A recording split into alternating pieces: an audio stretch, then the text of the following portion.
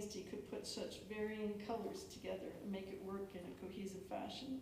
From metallic gold to neon orange, somehow it worked.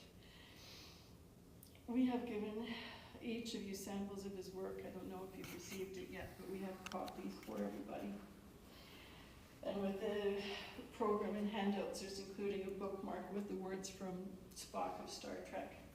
You may not be familiar with the series, but he certainly was. And I have been and always shall be your friend, on the recommendation of my sister Sandy and the approval of all. We will be showcasing his art as well as his late father's, whom we lost in 2020, and to much sadness not have been able to give him a proper service.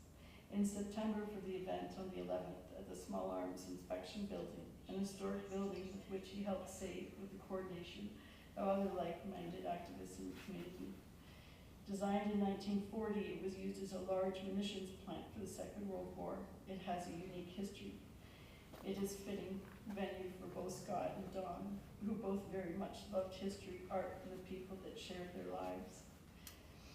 Scott became close to my sister Kate, who was, with her professional training, was trying to help. As they both struggled with mobility issues of being portrayed physically, they connected deeply. I believe Kate has even seen an episode or two of Star Trek. Thank you so much, Kate, for being there with Scott in such difficult and agonizing times.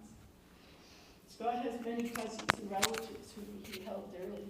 His Aunt Alida and husband Ian, their children Laurel and Rob Turnbull, and both their respective dear children, Brandon, Sean, Julius, and Sophia. We were able to share in experiences at the cottage and aim to keep connected as we could with all our busy lives. As he'd like to say, his cousin Daryl and his other cousin Daryl, both sons of Aunts Jenny and Pat and Uncle Leonard, respectively, and their sisters April and Christina. The children of his late Uncle Dick, Bill, and his wife Marion, their daughter Athena, Ingrid, Leslie, Sue, Eric, and Carla, and all their wonderful children. Joanne and Monica and so many others.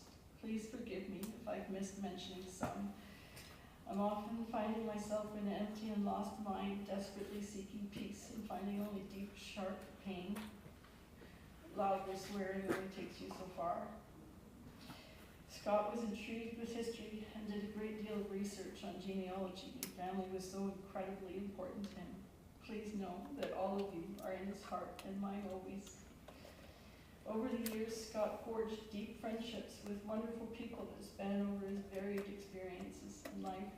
The Postigo clan, who he adopted as an extracurricular family. Earl Havlin, who took amazing pictures of Scott, a window to his time as a teenager and beyond. The Van Wasseners, with whom we spent our early years as parents, traipsing from one park to another and to his family cottage.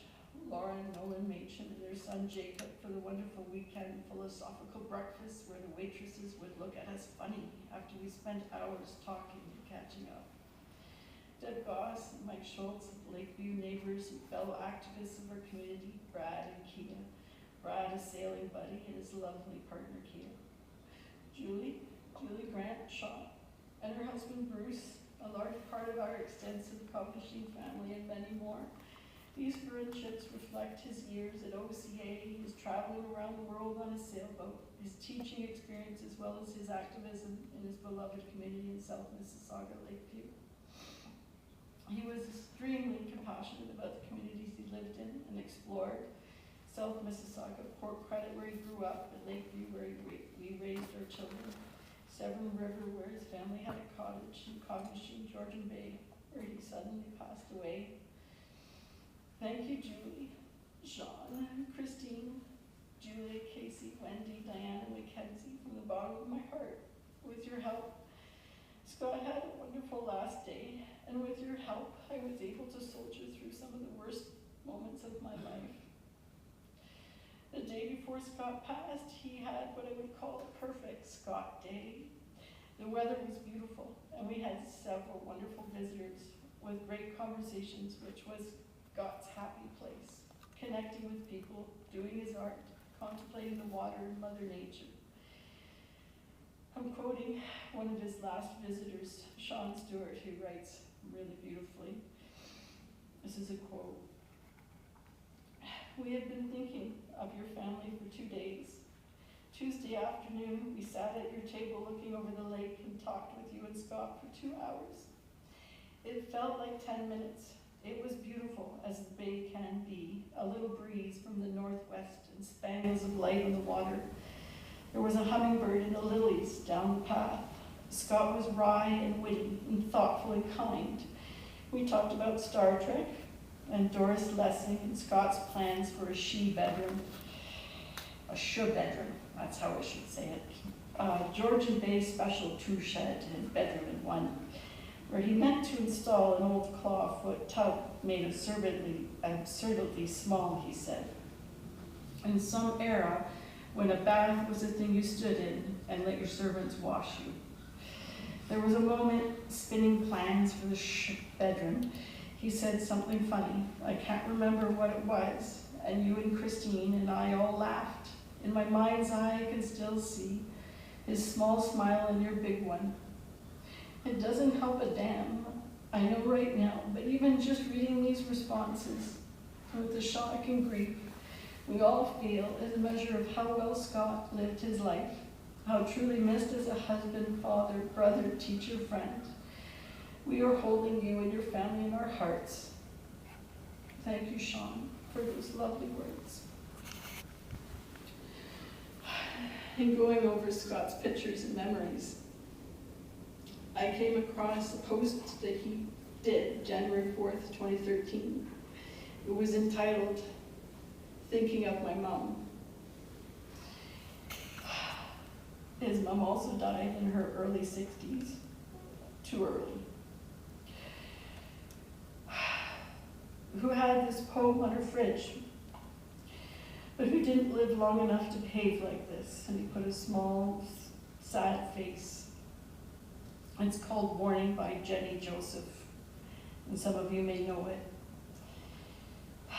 "When I'm an old woman, I shall wear purple with a red hat, which doesn't go and doesn't suit me, and I shall spend my pension on brandy and summer gloves and satin sandals and say we've no money for butter.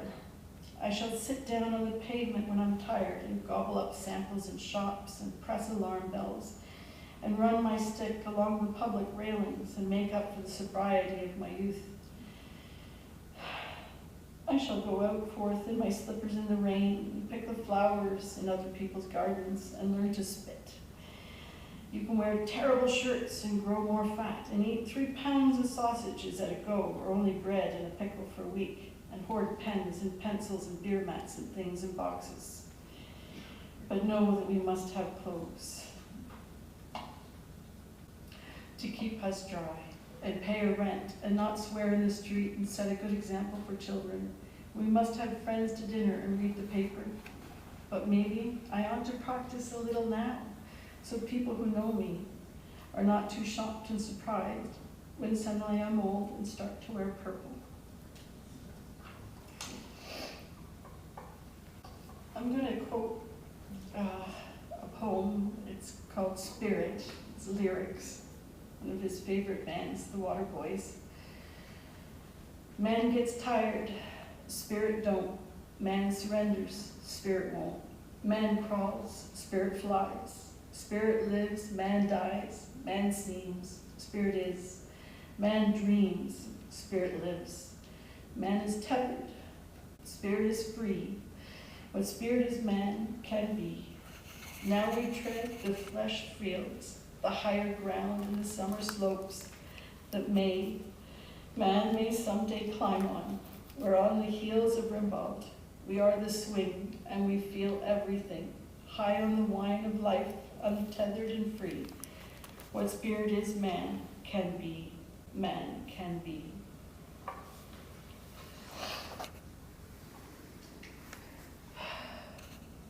These are mine. The sun rose as I looked out the partially opened window. I felt the air touch my cheek, and I took a full breath of fresh air.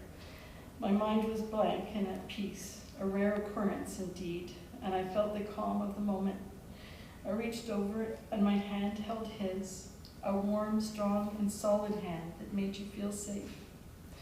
You wouldn't think by seeing his hands that his fingers would have the motion of an artist and the precision of a surgeon's. He took a deep breath in and rolled over. His eyes met mine, and we smiled in unison. I felt the heat of the day on us already, and it was just after the break of dawn. It was the beginning and the end of our incredible journey together. You will forever be in my heart and soul. I love you to the moon, and I will hold on tight to the memories and cherish our sons and all those that you cared for. Be at peace, my one and only. Be at peace, my love.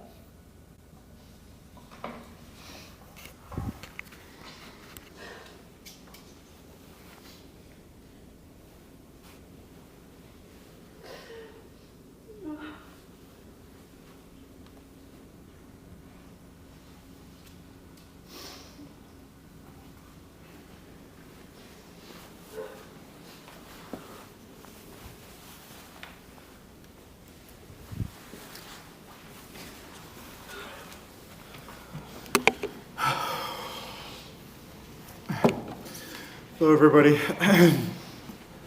I'm Scott's oldest son. Most of you probably know that, but I think I've scrapped, and restarted this speech more times than I can count over the last few days. Somehow, nothing I write seems like enough. How can I encapsulate my dad and his importance to me in such a short speech when he meant so much? The truth is, I can't. I could say that I loved my dad more than I could ever describe, that he was a warm and loving presence that supported me through all of my pains and all of my triumphs, and that he's just always been there, but that isn't enough. I could say that a part of my very being feels like it's been ripped away in his absence, that it feels so incredibly unfair, and that I find myself struggling not to scream at the universe in sorrow, but that isn't enough. No words can truly justify the heights of the joy that I felt with him or the depths of the sorrow that I now feel in his absence. But what is sorrow, if not the weeping for that which had been joyful? Our sorrow can only be as great as our joy, and the joy he provided was so incredibly great. I mean, look at you all gathered here today in honor of my dad. How lucky I am to have had such a beautiful man for a father and a mentor. While much too short, my dad lived a life full of color and beauty, of adventure, art, and human connection. As an artist, he applied bright colors and bombastic contrasts to the kaleidoscopic patterns he laid upon his canvas. Each one a psychedelic dream, and as I learned over time, a fractal of his own internal tapestry. Our household was a colorful one indeed. While not religious, we might as well have been, with the sheer dogmatism which we applied to family Star Trek viewings. Food was also always an interesting experience. Anyone that knew my dad can attest to how much he loved strong and dynamic flavors. My dad was an amazing cook, but he also loved to experiment. And that didn't always pan out, like putting olives in a beef bourguignon. But you know what? More often than not, it did work. And some of the whimsical flavors he could throw together would dazzle your mind with a delicious whirlwind. My own love for culinary experimentations and many foods, including strong olives, bright soups, and fine cheeses, all stem from his influence. He was also a gregarious conversationalist, with a breadth of knowledge and life experience to share. And share he did. My brother and I have very fond memories of him reading Lord of the Rings to us as children, electrifying our imaginations with tales of ancient myth and calamity, of dragons, orcs, elves, and dwarves. But it wasn't just fantasy either. I remember staring at him, mouth agape, eyes starry and filled with wonder, as he told me real stories of his sailing trip halfway around the world aboard the Nordvag. One in particular where he was on night watch and they had begun to travel through a colony of bioluminescent phytoplankton. Or rather, regular plankton, but still. Millions of tiny, bright blue lights shining in response to the wake of the ship as it trailed through a black sea, stirring the awe of my father in a time long before my birth. Amazing, right? Well, I think my little brain might have exploded a little bit when he then told me that a whale thrust up through the tiny lights behind the boat as he watched, just as stunned as I was in the telling of it. Shining blue liquid falling down the sides of its massive open mouth. Like, who gets to see that, let alone tell such an awesome story about it? My dad was a legend to me. Anyone who knows me as a huge nerd for history, fantasy, science, and science fiction can go and have a conversation with him. So he was a storyteller through and through, and a real artist to boot. And not just with his paints and with his food, but with people.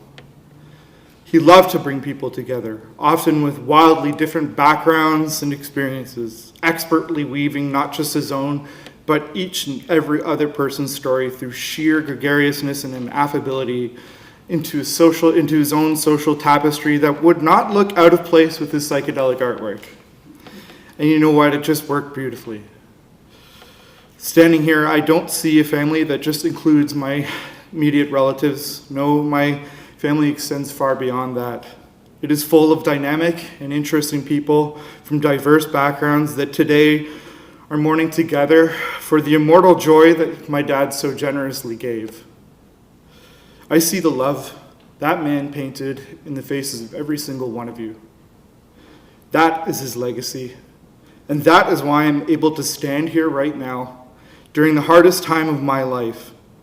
All of you are giving me the strength that he gave me to try and say goodbye. But honestly, Dad, I don't think I need to say goodbye, because even though you have drunk from the river of silence, your spirit is now free, and I hear you singing. I feel it in every cool breeze on a hard day, and reflected in the shining water by my home. I see you in kind white clouds and old stubborn trees. I see you in your art and in the eyes of everyone gathered here today. You will always be there wherever I go and with whoever I meet. I love you, Dad, and that may just be enough for me.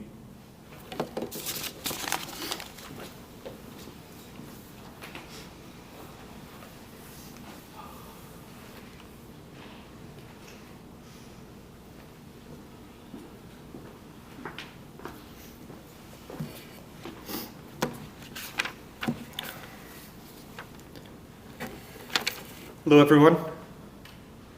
I'm Tristan. I'm Scott's dad's youngest son.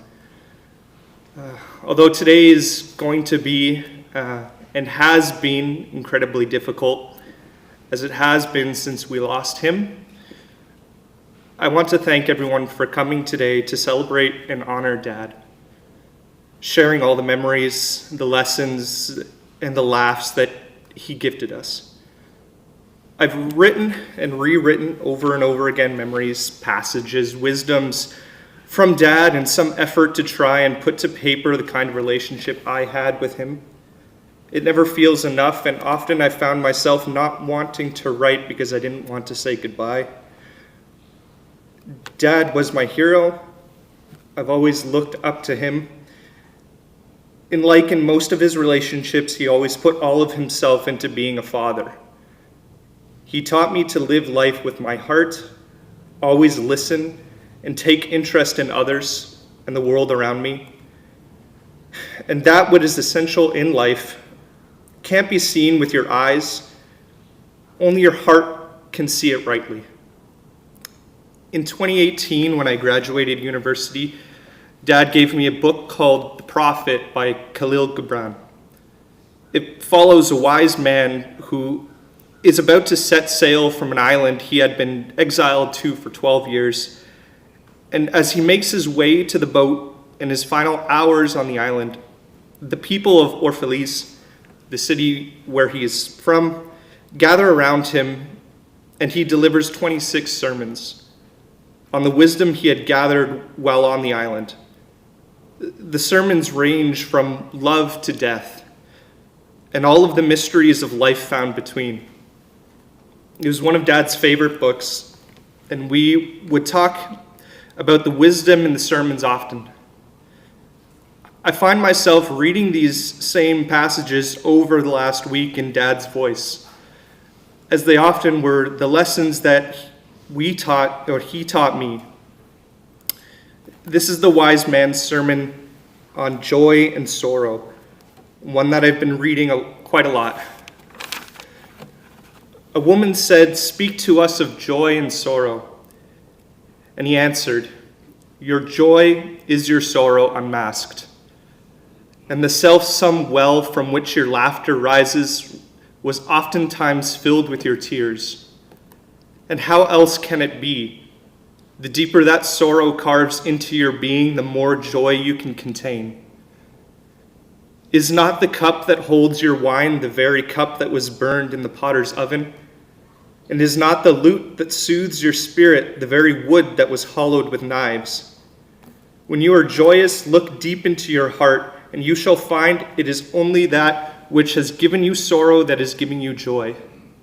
When you are sorrowful, look again in your heart, and you shall see that in truth you are weeping for that which has been your delight. Some of you say joy is greater than sorrow, and others say, nay, sorrow is the greater. But I say unto you, they are inseparable. Together they come, and when one sits alone with you at your board, remember that the other is asleep on your bed. Verily, you are suspended like scales between your sorrow and your joy. Only when you are empty are you at standstill and balanced. When the treasure keeper lifts you to weigh his gold and his silver, needs must your joy and your sorrow rise or fall. Dad loved nature, the spirituality of it, the sunsets at Georgian Bay, the water where he spent so much of his time, and the stars. Dad shared a lot of himself through stories, books, movies, songs, and his memories. He gave me another book, The Little Prince. He wrote in the cover, "Tristan, please keep your lovely heart intact." In this story, a pilot crashes in the middle of a desert. He is alone, he is empty, and fixed on the world around him. But he meets a little prince coming from an asteroid far away. The little prince teaches the man that he is not alone, and that there is a whole world invisible to the eyes, but essential to the heart. When the prince decides to leave the man and return home to the stars, he says to the man, "All men have stars, but they are not the same things for different people. For some who are travelers, the stars are guides. For others, they are no more than little lights in the sky. For others who are scholars, they are problems. For my businessman, they are wealth. But all of these stars are silent. You alone will have the stars as no one else has them." "What are you trying to say?" said the man. "In one of these stars I shall be living. In one of them I shall be laughing. And so it will be as if all the stars were laughing when you look at the sky at night. You alone will have the stars that can laugh." And he laughed again. "And when your sorrow is comforted, time soothes all sorrows. You will be content that you have known me. You will always be my friend. You will want to laugh with me, and you will sometimes open your window so for that pleasure. And your friends will be properly astonished to see you laughing as you look up at the sky. Then you will say to them, 'Yes, the stars always make me laugh.'" The pilot goes on to implore the reader, and I ask you to do the same for me. If you should come upon this spot in the desert, please do not hurry on. Wait for a time exactly under the star. Then if a little man appears who laughs, who has golden hair, and who refuses to answer questions, you will know who he is.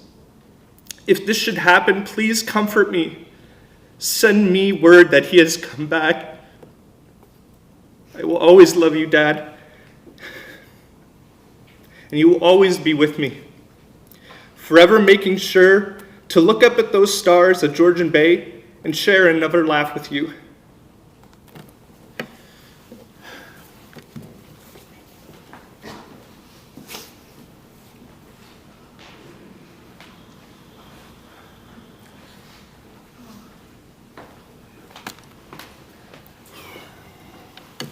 Those were good speeches. I feel a bit like the three-legged dog following two dancing elephants.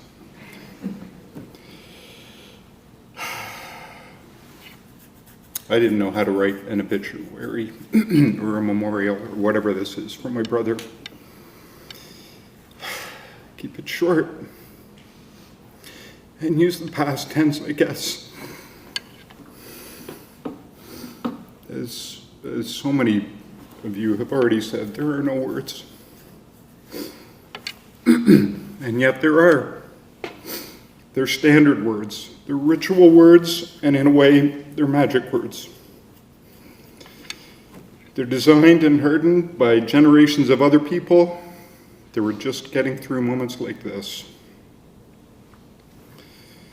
These words were designed to help us and to help him on his way.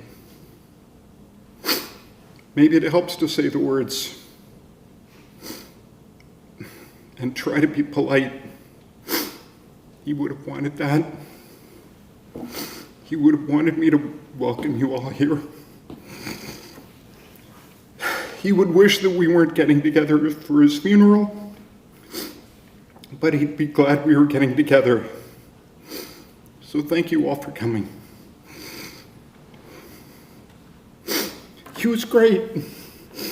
He was a traveler, and then he was a lover, and then he was a father, and a teacher, and an artist, and a community leader, and now he's a role model. He was the best brother anyone could ever have. Always smart, always wise, always supportive. He welcomed me into his own family early in a rare and beautiful way, and I'll always be proud of that. I've always tried to live up to that, and now that he's gone, I'll try to do it even better for his sake. He was the nicest, warmest, kindest man I've ever met, and I've met a lot of people. He was my first friend in the world, and my best friend, and always my wisest advisor. He was consistent and considerate and forgiving and always full of love. I have so many stories to tell, and I'll tell them over time, but not now. Because it seems trite to tell stories about particular glories now when we're saying goodbye to him. But there are lots. Scott had many adventures, and he told them well, and I even had a few of them with him. I don't want him to be gone. But if he had to go, I guess he died in the place he loved most, and with the woman he loved the most, and so I'm sort of happy for him. But I'm sad for all of us. We're going to miss everything about him, and that's a lot. Goodbye, Scott. We love you.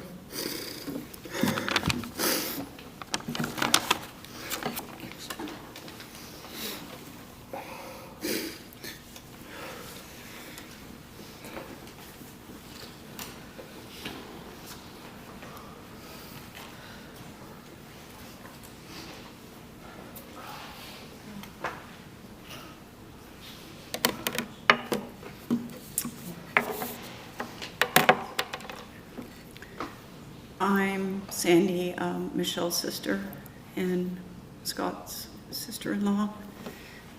I just want to say those eulogies from the immediate family were absolutely wonderful. And it is hard to get up here after what you've been through this week, and you all did a really beautiful job. And he would be so proud of all of you.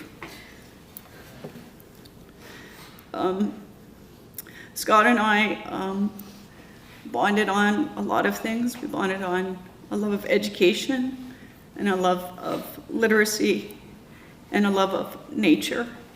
So we had, and a love of Star Trek, which I begrudgingly was introduced to by my husband, but I now see that Gene Roddenberry was a wise sage, that we could learn a lot from him. For me, to describe Scott, I would say he was a fearless optimist. And one of the things that amazed me about Scott also was that he was not afraid to be a patriarch. To me, I've always been amazed by the patriarchs in my life, and he had no problem assuming that role after losing his father and losing our father for the McGibbon and Kletke family, which amazed me. I'm going to read a poem that hung in the cottage that has always meant a lot to me, though I am going to change the last line slightly. Apologies ahead of time to Mary Elizabeth Fry. Do not stand at my grave and weep. I am not there. I do not sleep. I am 1,000 winds that blow. I am the diamond glints on snow. I am the sun on ripened grain. I am the gentle autumn rain. When you awaken in the morning's hush, I am the sweet uplifting rush of quiet birds circling flight. I am the soft stars that shine at night. Do not stand at my grave and cry, I am not there, I am in the sky. And in closing, I want to say big hugs, because this is Scott, big heart, big laughs, big love, and a big, big loss.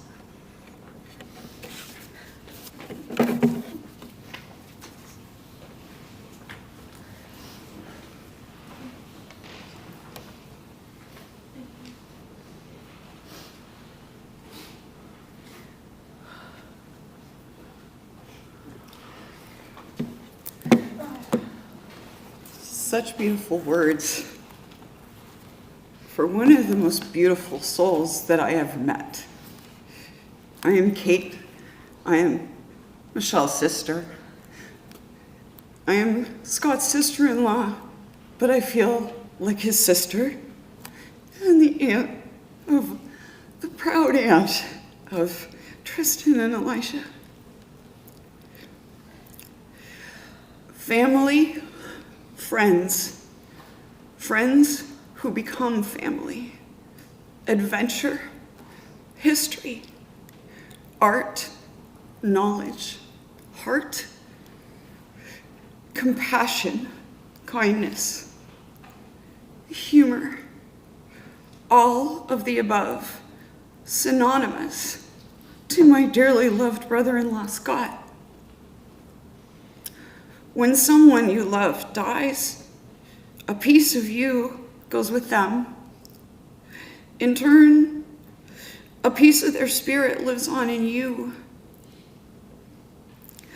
I will carry forward so many memories of deep conversations about history, philosophy, cinema, politics, although it's discouraged, sometimes it's good to talk about it. Art and music. visits to antique stores to look for just one more painting. The kindness, love, and compassion he showed our mom during her illness was astounding. At times when she couldn't remember anything, she could remember Scott's name. He was there, holding our hands through the hardest time and bolstering us up when he had his own hardships to face.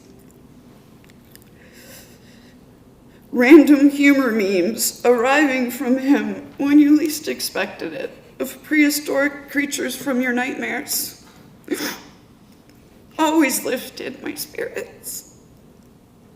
The depth, the pure depth of love and pride he felt for his beloved wife, Michelle, and his treasured sons, Elijah and Tristan.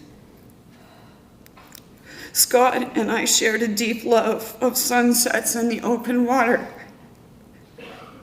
It was a part of our spirits, and we shared that bond. So I read this poem for you, Scott. It's written by Samuel Longfellow, and it's called The Golden Sunset.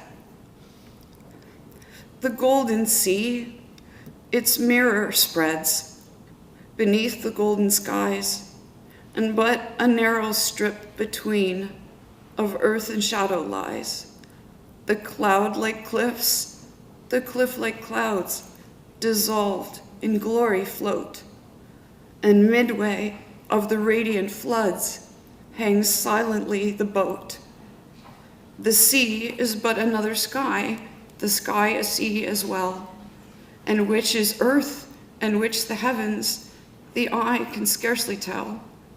So when for me life's latest hour soft passes to its end, may glory born of earth and heaven, the earth and heaven blend.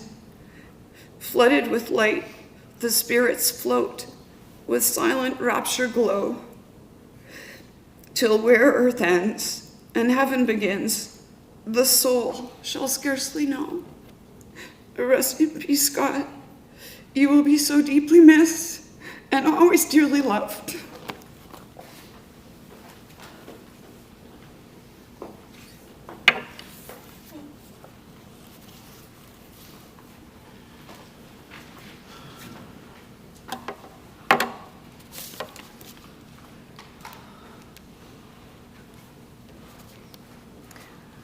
Stand in the shadow of someone who certainly had no fear of public speaking. Scott loved to deliver his prose with complete passion, and Scott spent great time and trouble composing them.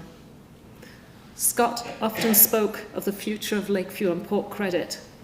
I remember especially the Lakeshore Corridor Summit in 2012 and many other occasions.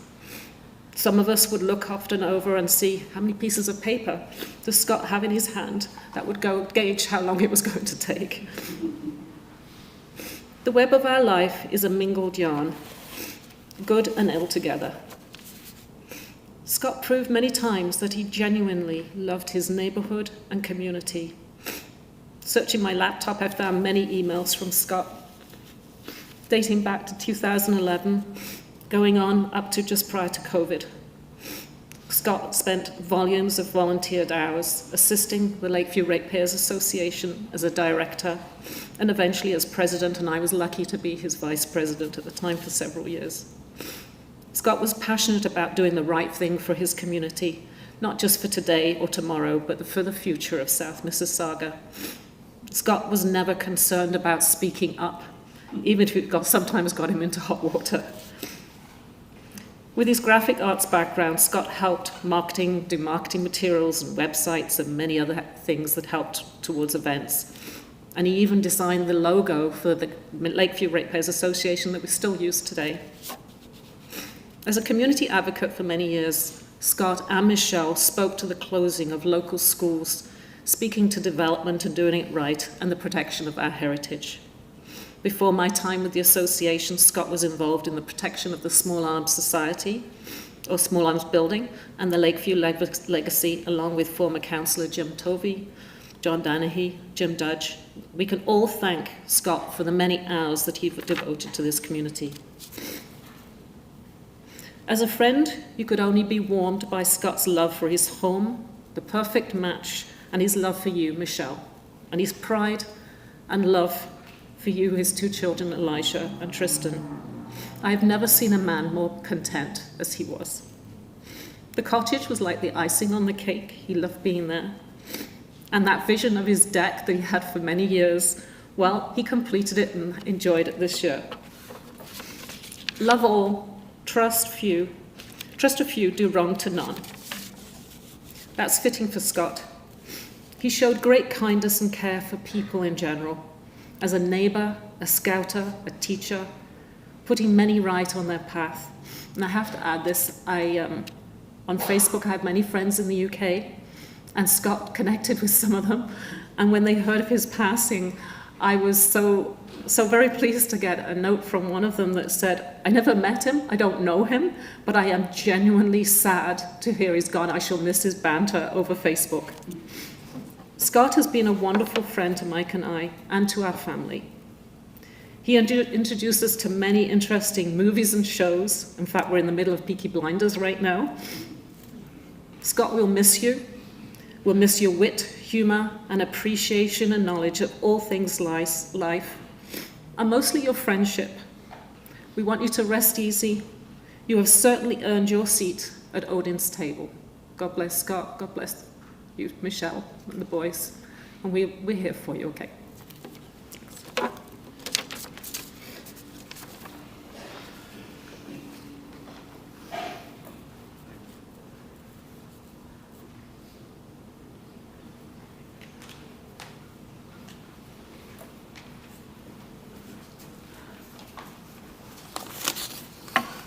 Good afternoon. My name is Philip Van Mossner, and it's a great and difficult honor to be standing with you here to share some of my thoughts as a good friend of Scott Kletke. While I know that I'm not Scott's oldest friend, and some of you have been friends for even longer, I also know that Scott is one of my oldest friends. 46 years ago, my family moved to Port Credit. Arriving at a new high school in grade 10 was pretty scary, awkward, and somewhat daunting. Somehow or other, during that year, I met Scott, and he befriended me and he embraced me into his life. And I'm so happy that I've been there ever since.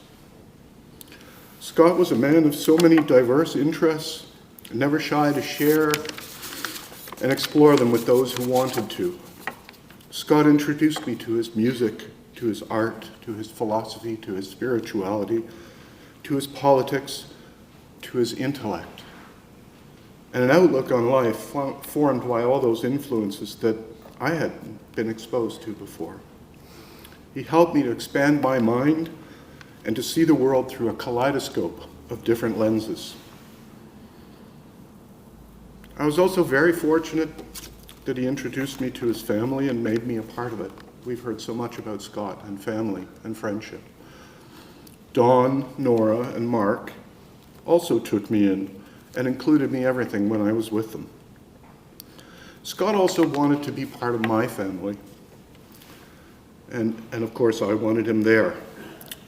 Without any prompting, he started his own Christmas tradition with the Van Wassenaar family, and made it a point of coming to visit us every Christmas Eve before we started our more formal Catholic Christmas Eve traditions. Scott would come and we would share some food and some good cheer, and Scott's beaming happiness always set a good tone for our family at Christmas. And we all miss him. In our young adult years, we each explored the world through different adventures. Scott, as you've heard, always thinking big, got on the Nordvik and sailed around the world.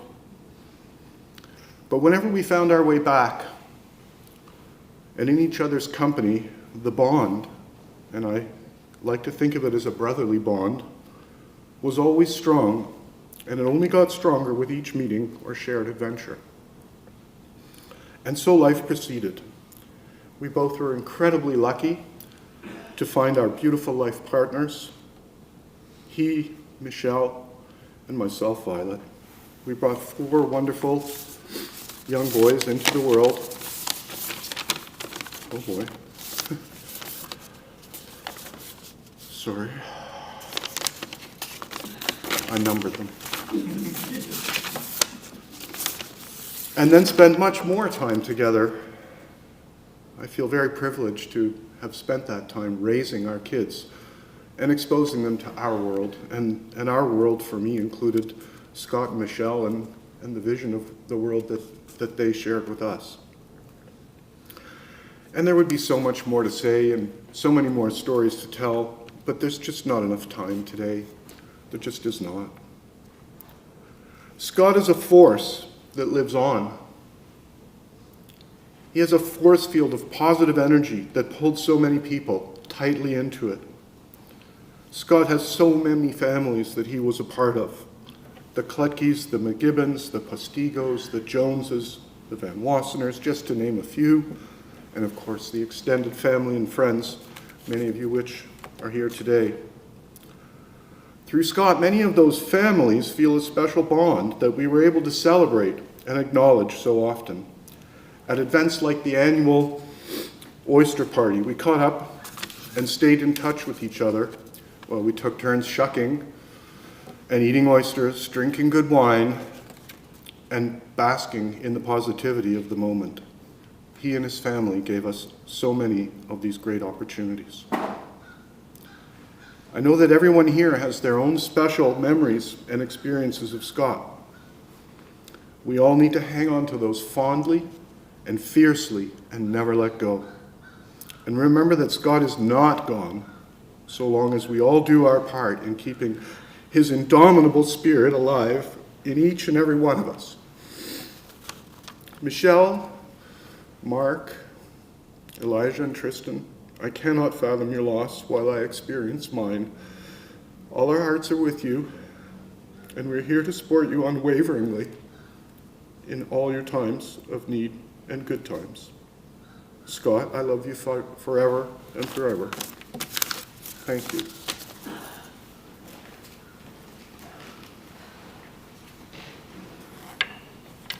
Certainly we've heard from family and friends. If there's anybody else who would like to say a word, we're certainly happy to invite you to step and perhaps gather over here to compose your thoughts. Is there anybody else that would like to share something with everyone? Okay. Then we will have a recessional in just a moment. We'll have a bit of music, and then there will be a reception, and there'll be folks to guide you along. So just take a moment with your thoughts, and we'll cue up the pipes.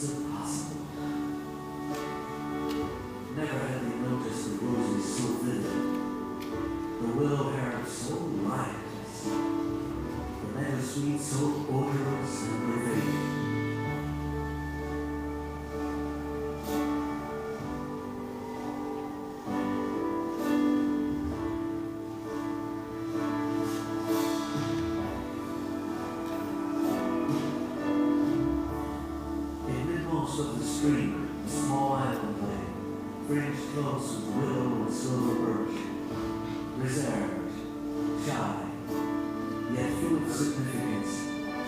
It hid whatever it might hold behind a veil,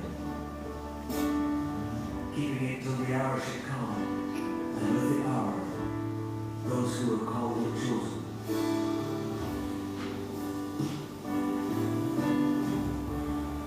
Slowly, with no doubt or hesitation, and in solemn expectancy, the two animals passed through the broken water and moored their boat at the margin of the island.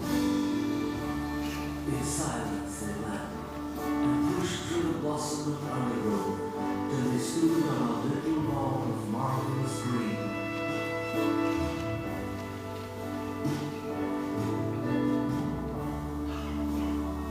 This is the place of my song dream, the place the music played to me, whispered the rat.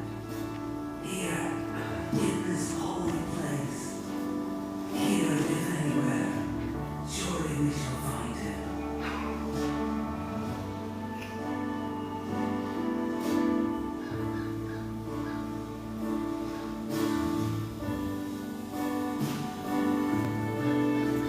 And suddenly the bull felt a great awe fall upon him, and all that turned his muscles to water, and all that bowed his head and rooted his feet to the ground, and all that smote and held him.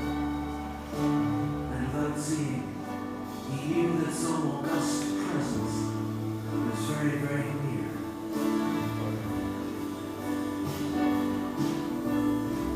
He turned to his friend and saw the rat at his side, cowed, stricken, and trembling.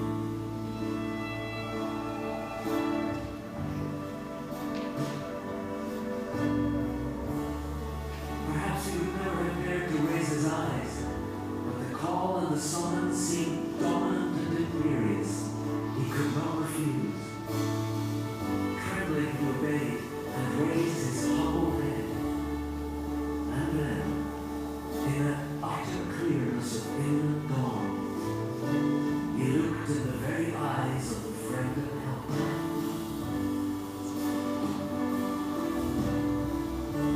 Saw the backward sweep of the curved horns gleaming in the growing daylight. Saw the stern hooked nose between kindly eyes. Saw the bearded mouth broken into a hot smile at the corners. Saw the rippling muscles on the arm that lay across the broad chest. The long, supple hands still holding the pipes just fallen from parted lips.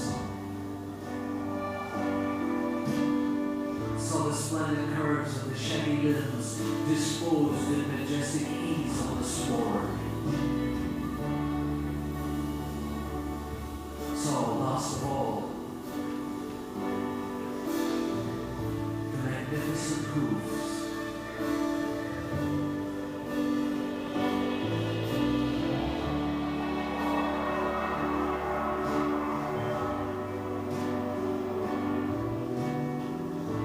All this he saw, for one moment breathless and intense, vivid on the morning sky.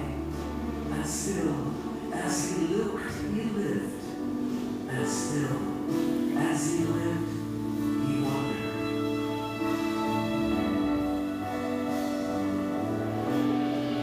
Rat, he found breath to whisper, are you afraid? Afraid, murmured the rat, his eyes shining with unutterable love. Afraid of him? Oh, never. And yet, woman, I am afraid.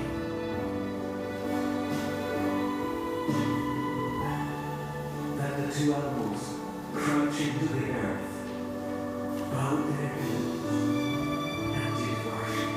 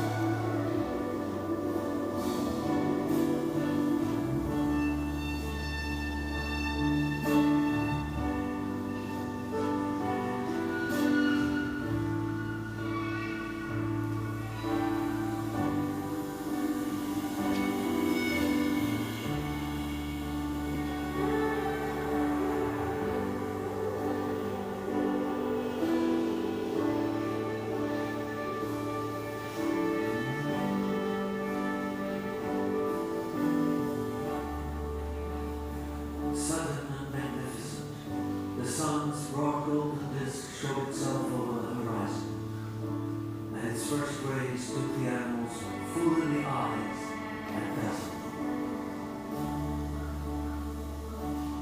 When they were able to look once more, the vision had vanished, and the air was full of the song of birds that hailed the dawn.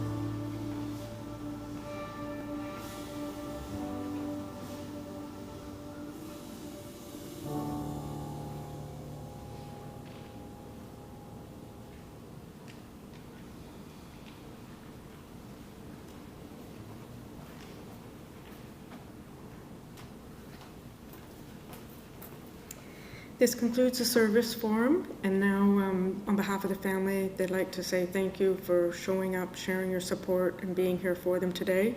They also extend an invitation to everyone to join them for a reception here at the funeral home immediately following. Before we make our way to the reception, we'll listen to Van Morrison, Into the Mystic. Once we hear that song, we'll make our way to the reception and everyone can follow along behind the family. Thank you.